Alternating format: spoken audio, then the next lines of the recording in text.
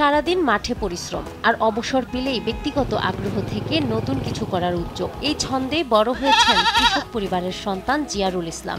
7 ভাই বোনের মধ্যে ছোট এই তরুণের ইচ্ছা শক্তি তাকে পৌঁছে দিয়েছে এক অভিনব উদ্ভাবনের দ্বারগোড়ায়। বাংলাদেশের দক্ষিণ পশ্চিমে সাতক্ষীরার সীমান্ত সংলগ্ন কলারোয়া উপজেলার এক ছোট গ্রামে বসে তিনি তৈরি করেছেন 2 তলা কাঠামোর এক অনন্য সাইকেল।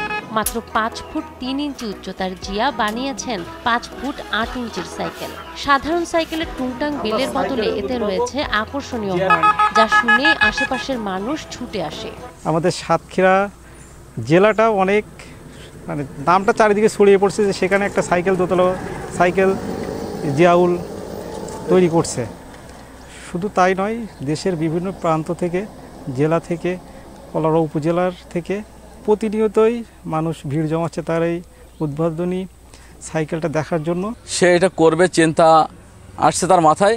সে অন্য দোকান থেকে, খালাতো ভাই যেহেতু হেল্প করে নাই, সে অন্য দোকান থেকে এই সাইকেল, 2টো সাইকেল জোট দিয়ে সে একটা নতুন মডেলের একটি দোতলা সাইকেল তৈরি করছে।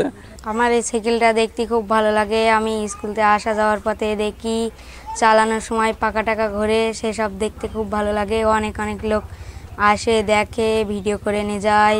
আরও অভিনব কিছু করতে চাওয়ার কথাও জানালেন জিয়া। অভাবের কারণে লেখাপড়া বেশি দূর এগোতে না পারলেও ইচ্ছা শক্তিকে তিনি থামাননি কখনো। ডাবল ডেকের সাইকেল নিয়ে এলাকায় ঘুরে মানুষের কৌতূহল মেটানোই এখন তার আনন্দ। সামনে আরো বড় স্বপ্ন, রোবট বানিয়ে কৃষকদের কাজে লাগানো।